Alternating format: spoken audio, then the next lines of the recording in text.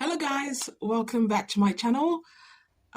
If this is your first time, welcome. My name is Comfort, and if you are one of my many subscribers, thank you so much for your loyalty and for your support. Today, I thought I would do a quick review of the new Bridgerton series called Queen Charlotte. Queen Charlotte just came out last week on Netflix, and I confess I binged watch it and I couldn't sleep until I completed it. So before I start my review, please, I want to encourage you all to subscribe to my channel. I know that my channel can sometimes look like a piecemeal of a lot of things, but trust me, these are things that I am passionate about, things that I want to explore, things that I want to do, and things I hope I will gain your support from. If there's any part of my channel that you love more than others, please let me know, and I will be happy to focus on the things you love. But of course, I will also do the things that I love. Now, let's go back to the review. So if you haven't seen Queen Charlotte yet, from the Bridgerton universe, one thing I have for you, a message I have for you, is drop everything you're doing now and go see it. Now, this might not be your genre or your kind of series or things that you like to watch. But the point is, if you're a fan of the Bridgerton universe, this is another part of it that you will greatly enjoy. There are many reasons you're going to enjoy the series, but I'm going to touch upon a few of them. Why I enjoyed it. Well, the number one obvious reason is that the the previous characters that I loved in the previous two seasons of Bridgerton were back again. I'm talking about the ultimate Queen Charlotte, so the adult Queen Charlotte, and of course Lady Danbury. I love those two characters so much, and seeing them back and seeing how their backstory and how they raised each other, they grew up with each other, they supported each other as friends. I really love that aspect of this current season. And of course, the focus was on Queen Charlotte, and they took some historical facts and fictionalized it. That is not to say that it was completely fictional. There were some bits that were quite factual.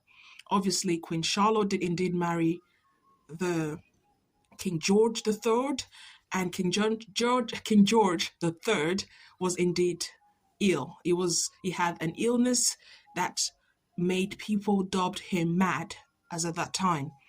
But I love how in Bridgerton this was explored, how they talked about mental illness, how they were able to alternate between when he's feeling completely 100% himself and when he's out of sorts or when he's ill.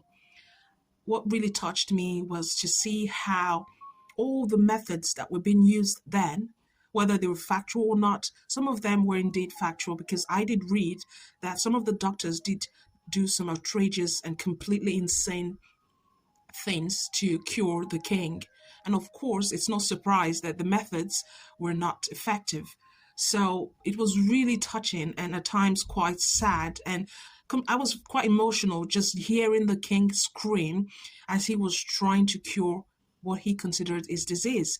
And that impacted his entire life. And to think that in the Bridgerton version of the story, the king did not actually share his illness with Queen Charlotte at the time of their betrothal and when they got married.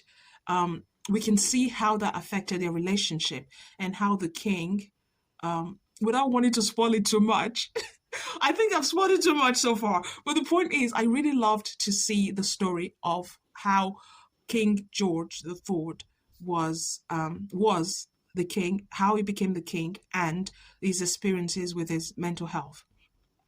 Another aspect I loved was, of course, Queen Charlotte the Young, the actress India Ria Amaitafil. I hope I'm pronouncing her name correctly. If not, pardon me. She was resplendent. She was incredible in her role. She embodied the queen. She was regal. She was graceful. She was beautiful. Even the the scenes that I thought could have been too extremely explicit were not. They were done in such an elegant way. It was the scenes of the king and the queen together sharing intimate moments was done very maturely. Unlike, I think, the previous seasons of Bridgerton, this one was very reserved, and I liked that about it. It was reserved enough for me.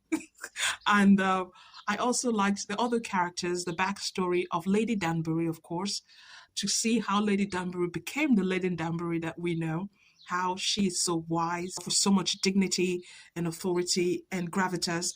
How did she become Lady Danbury? Well, we get to see it.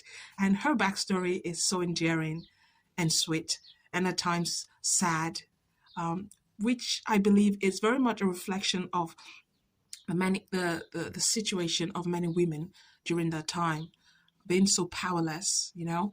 I don't want to spoil it for anybody, but these are some of the bits and bobs that I loved about this season. And of course, the costume, the castles, everything was done extravagantly. There wasn't any touch of reasonableness. The flowers, I loved the bouquets, the so beautiful. Everything looked so elegant. Everything looked so regal.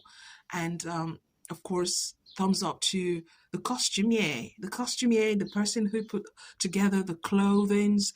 I just can't wrap my head around their ingenuity, how they're capable of creating such beauty and telling stories through clothes.